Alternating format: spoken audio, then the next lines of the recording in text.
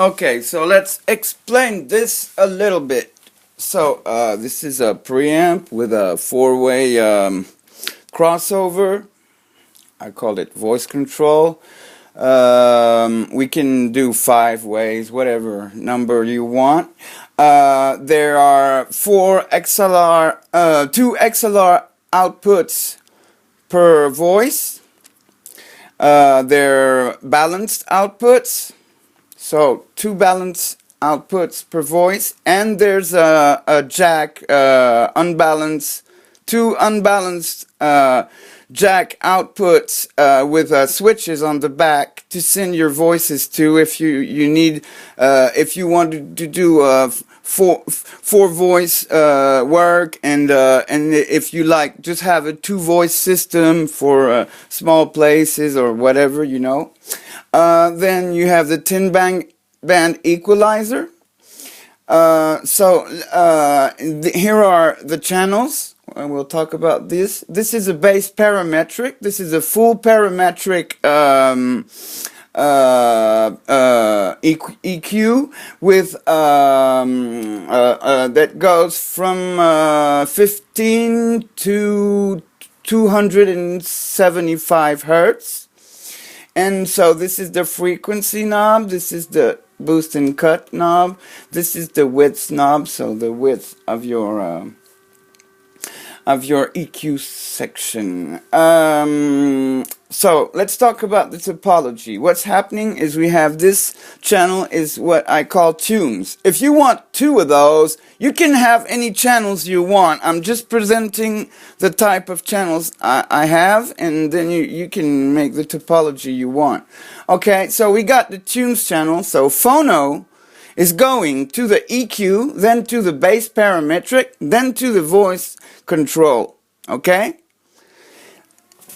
And then you've got the other channels. I'll talk about them later.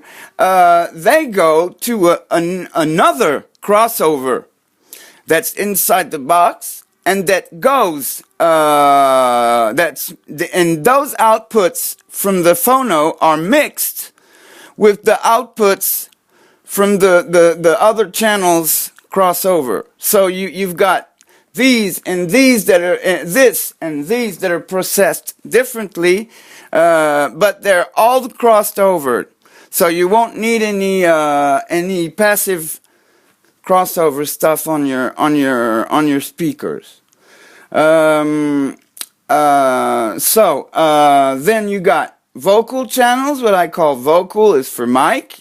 You got a mic line switch, but I think I'm not going to leave these for a preamp. We'll see.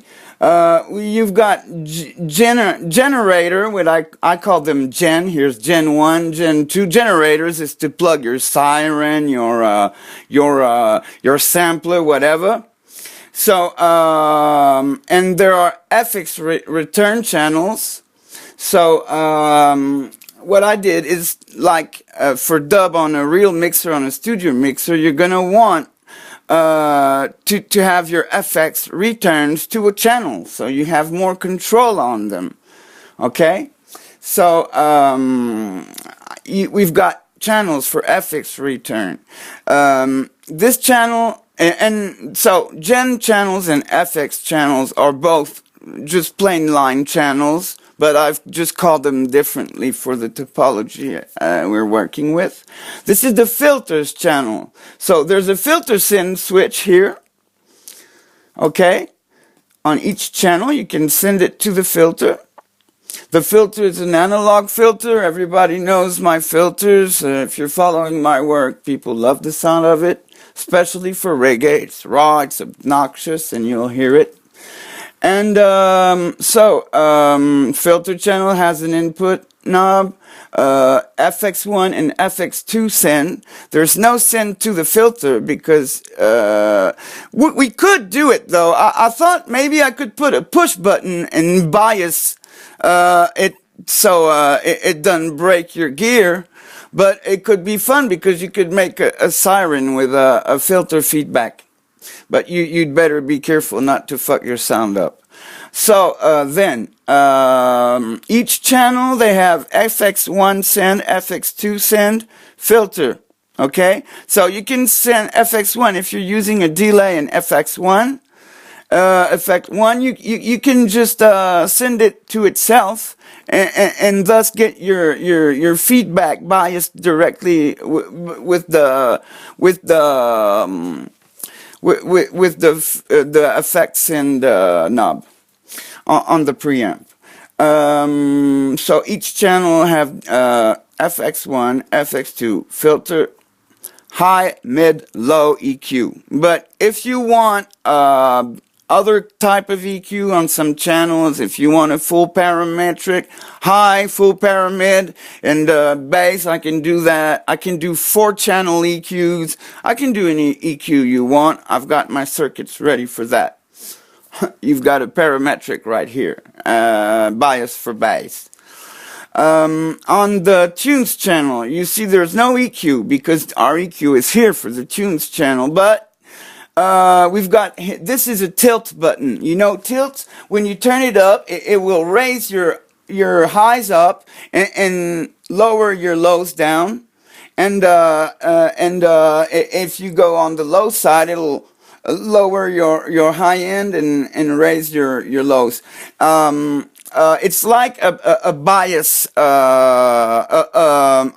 bias on a multi-track tape tape recorder. If anybody used these before, so I think it's cool because depending on lots of factors, some records I found can sometimes sound a bit too low, too much in lows or too much in highs, and depending on your ears and your personal taste, sometimes you want to bias the record, so it's not going to touch really the middle of the spectrum, but it's gonna